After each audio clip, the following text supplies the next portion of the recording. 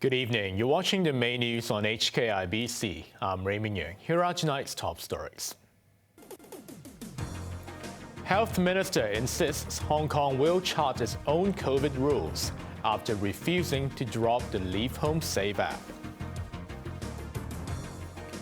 A 24-year-old childcare worker jailed for 15 months for abusing 9 toddlers. And Brittney Griner finally goes home under a prisoner swap deal with the Russian arms dealer. Hong Kong has recorded another 14,000 or so cases, but Undersecretary for Health Libby Lee has admitted the government is barely utilizing the LeaveHomeSafe app, which is initially designed to trace close contacts of COVID patients. But her superior Lo Chung Mao insisted authorities will not drop the app just because the mainland has relaxed its pandemic measures. Maisie Mok reports. With mainland authorities finally scrapping their so-called health code system at most public venues, pressure is now on the Hong Kong government to follow suit.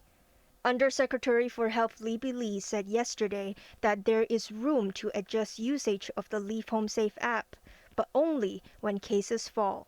She confirmed on a radio show this morning that the LeaveHomeSafe app and the vaccine pass will be dropped one day. Critics have argued the app, originally designed to notify users of potential exposure to COVID patients, has become obsolete, as the government couldn't keep up with the large number of daily infections. Lee admitted the authorities rarely use the app to trace contacts anymore, and pledged to review the measures and make adjustments as necessary. Lawmakers also waded into the debate at a health services panel meeting. 最簡單直接取消晒所有安心出行啦。 Michael Tian suggested SAR authorities follow the footsteps of the mainland and drop the app completely. 係咪可以考慮去取消佢？例如街市、超市，又或者 Chan Hoi Yan suggested a gradual phasing out of the measure, first at wet markets and shopping malls. 亦都內地都唔係話考慮即係。 In response, Health Secretary Lo Chung Mao said the SAR government charts its own COVID policies and will not follow every measure on the mainland. He also poured cold water on speculation that Hong Kong will soon resume quarantine-free travel with the mainland, saying anyone wishing to travel north must still serve 8 days of quarantine. Maisie Mok, HKIBC. China's top infectious disease expert Zhongnan Shan said the country should now focus on preventing severe cases instead of eradicating infections. Speaking at a medical conference, he said it was not scary to contract the Omicron variant, since there is a 99% chance to recover within 7 to 10 days. His remarks reinforced a dramatic shift in Beijing's narrative after authorities stuck with zero COVID, while the rest of the world sought to move on. As the country gradually opens up, it did not see a spike in cases, with only around 16,000 infections yesterday. In other news, a 24-year-old childcare worker has been jailed for 15 months for abusing 9 toddlers at a foster home. She was the first person to go on trial from the scandal, which has overshadowed the Hong Kong Society for the Protection of Children. Joanna Ho reports. The first worker to go on trial at a child abuse scandal at a Mong Kok foster home, Lee Wai-man, had pleaded not guilty to all charges earlier. The 24-year-old was charged with 9 counts of ill-treating or neglecting 9 toddlers between November and December last year. Most of the children were only 1 year old at the time. Surveillance camera footage had captured her violent acts, including hitting and pushing children onto the ground. Passing down sentence today, Kowloon City Magistrate Andrew Mok criticized Lee for sugarcoating her crimes and deluding herself. That's because in Lee's self-defense, she claimed that the toddlers may not understand her instructions and therefore needed mild physical contact as guidance. She also claimed that she never intended to throw the toddlers onto the ground, but her hands slipped after lifting them mid-air. Mock rejected Lee's arguments, saying all toddlers in the footage were in distress after her brutal treatment. He said most children at the residential home came from problematic families and did not deserve bullying from Lee, who was 20 years their senior. In mitigation, the defense lawyer said his client had planned to pursue a career in the childcare industry, but is now forced to change fields. He pleaded for a community service order in exchange for a jail term, arguing her crimes didn't last long. But the magistrate slammed Lee's acts as shameful and sentenced her to 15 months in jail to be served immediately. Joanna Ho, HKIBC. The annual Brands and Products Expo has kicked off at Victoria Park today. The quantity of the exhibitors is comparable to the exhibition before the pandemic. We have more than 400 exhibitors with over 800 booths. And we expect that the traffic will be around 1 million visitors, which is also comparable to that before the pandemic. As stores opened at 11 a.m., over 100 bargain hunters sprinted towards booths, boosting big discounts. The organizer estimated sales to exceed $1 billion for the outdoor fair, offering food, cosmetics, and household products. It will run through January the 1st. Sticking to tradition, Chief Executive John Lee paid a visit today and bought soup packets, which he said will be donated to people in need.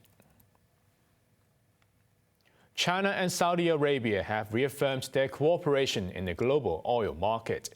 This came after President Xi Jinping signed a series of deals with Saudi King Salman during their meeting in Riyadh.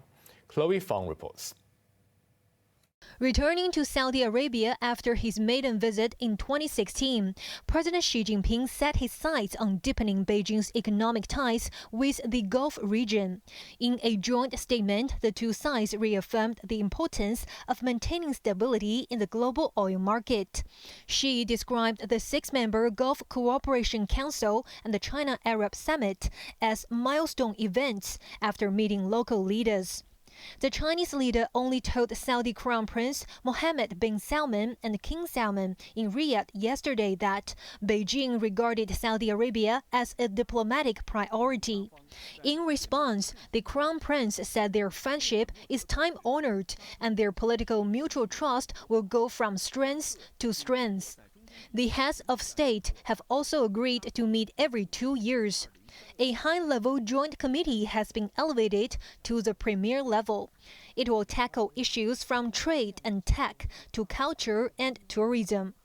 Xi also signaled an interest to increase crude oil purchases from the Middle East country.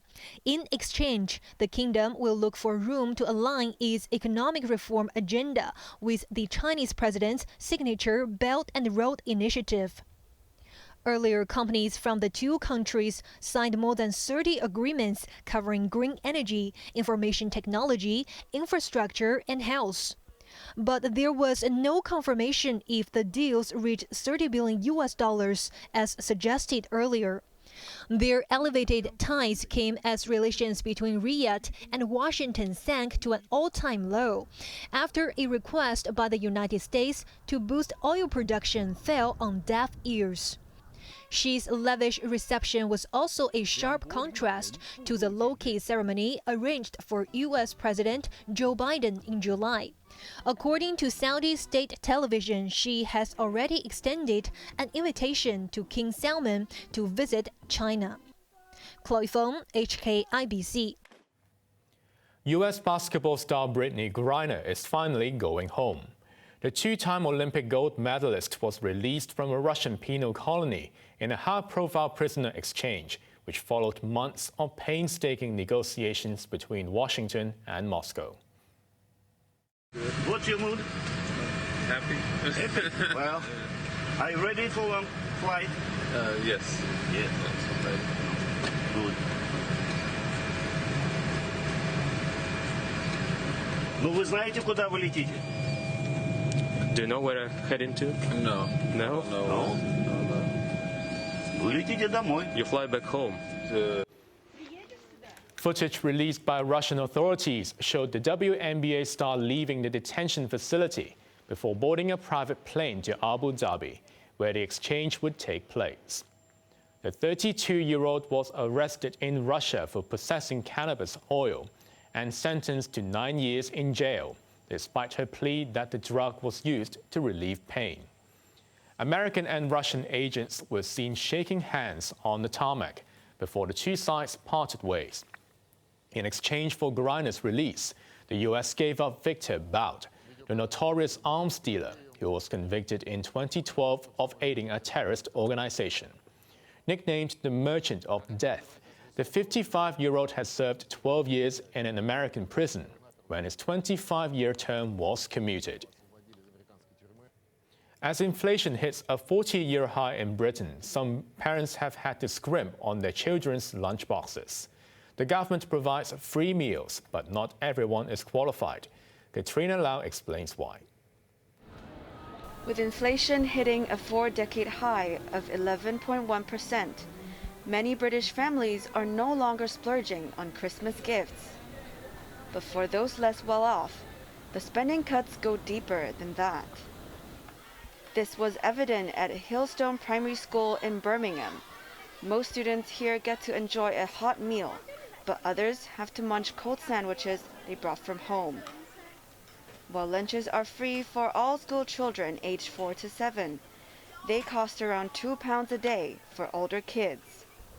Only households which are receiving benefits and earn less than £7,400 or $9,000 a year can continue enjoying free meals, but charity groups feel the threshold is too low.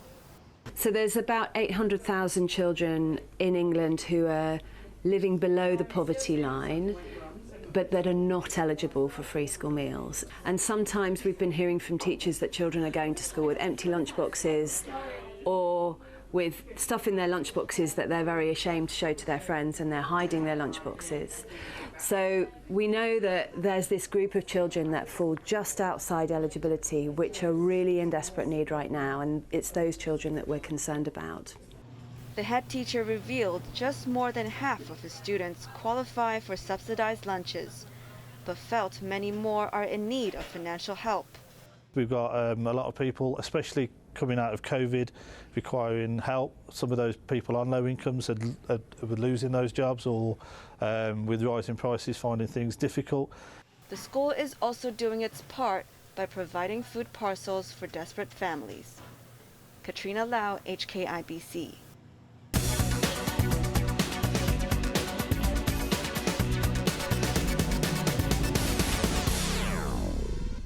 China's inflation has risen at its slowest pace in 8 months as demand wanes over tough pandemic controls. The consumer price index rose by 1.6% last month, down from the 2.1% growth in October. Lower food prices contributed to the slowdown. The producer price index, which reflects prices that factories charge wholesalers for products, saw a 1.3% dip, the same as October. But some analysts expect Beijing to keep interest rates low and roll out measures to boost investor confidence. Now let's take a look at the markets. The Hang Seng ended the week up by 450 points. To the top 10 stocks, Tencent was up $8.20. The tracker fund up 44 cents, while Meituan gained a considerable $10.20. JD Health was down $4.65, while Ping An Insurance was up by $1.30. To the forex trading against the Hong Kong dollar, the euro's at 8.22, the pound sterling 9.55, while the Australian dollar at 5.28. Finally, in Europe, the London FTSE is currently down by 9 points. On to the weather now. Another bright day tomorrow with temperatures between 17 and 23 degrees. A northeast monsoon will bring cooler conditions to the territory early next week. Now let's take a look at the weather around the world.